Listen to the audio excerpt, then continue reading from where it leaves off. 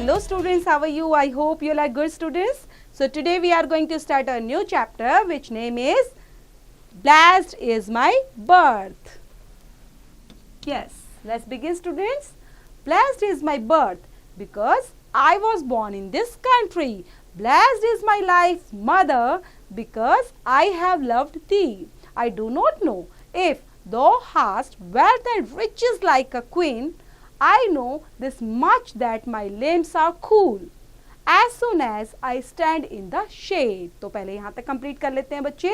Blessed होना क्या होता है? प्लीज्ड होना. ओके, मीन्स हमें आशीर्वाद मिला हुआ है, हम ब्लेस्ड हैं. ओके, किस चीज से? कि हमें बर्थ मिला हुआ है और वो बर्थ हमारी कंट्री में है जिसमें हमने जन्म लिया है. हमारी मदर यहाँ पे बच्चे मदरलैंड है. ब्लेस्ड इज माई लाइफ, कि हमारी मदर लैंड से रिलेट करते हुए जो हमें इतना प्यार करती है और उस मातृभूमि के ऊपर हमने जन्म लिया है, जो हमें आई हैव लव्ड दी, और मैंने भी इनको बहुत प्यार किया है. मुझे नहीं पता कितना ज़्यादा वेल्थ एंड रिचेस एक क्वीन की तरह इनके पास है. वेल्थ है, रिचेस है, मीन्स आप यहाँ पर सारी चीज़ें देख सकते हो बच्चे. वेदर से रिलेटेड देख सकते हो, हार्वेस्ट से रिलेटेड देख सकते हो. सब चीज़ों में कितना वेल्थ और रिचेस हमारे पास है, मेरी कंट्री के पास है.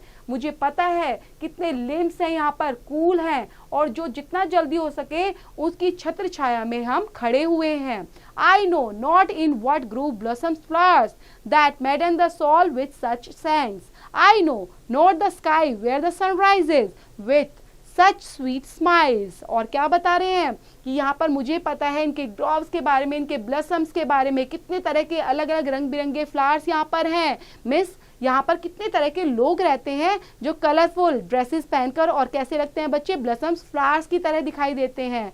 जिनकी सोल, जिनकी आत्मा कैसी है? बिल्कुल प्रफुल्लित है, इत्र की तरह है और महकते ही रहते हैं. एक स्काई है, सन है जो हमेशा चमकता ही रहता है. एंड इतनी स्वीट स्माइल के साथ हम खड़े हुए हैं अपनी मातृलैंड की छाव में. My eyes were first opened in thy sight and they will be close finally upon that very sight. और जो मेरी आंखें हैं वो फर्स्ट टाइम ओपन हुई थी इसी साइट पर, अपनी मदरलैंड पर.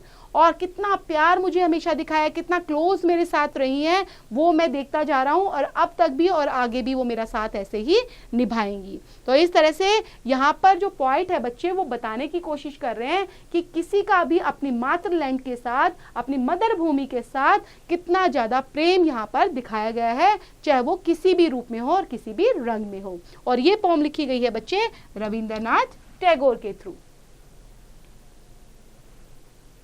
यस बच्चे, एप्रिसिएशन ऑफ द पोम देख लेते हैं. Rabindranath Tagore was born on 6th May 1861 in Kolkata. He was educated mostly at home. He belonged to a very educated family. He wrote plays, stories, essays and novels, the national flag and song Jan Gan Man in his legacy to the nation. Tagore founded Shanti Niketans, which later on extended on to University of International Cultures and a seat of learning and literature. He has written many books and most popular among them in Gitanjali, which made him famous through all the coming ages.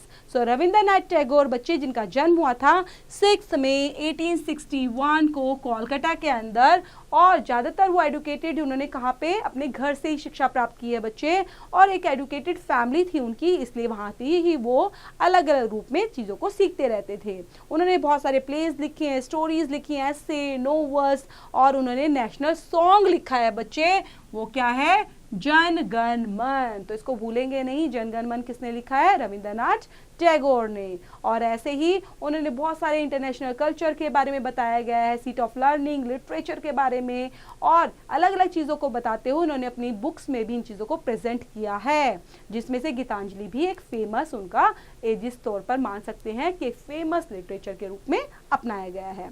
अब यहाँ पर देख लेते हैं बच्चे एप्रिसिएशंस of the pome को. ये हमने पोएट के बारे में पढ़ा, एप्रिसिएशन देख लेते हैं. This is a patriotic song of Rabindranath Tagore in which he adores his motherland where he has taken birth. he feels great joy of think about the immense wealth which his country has. He feels great joy in it.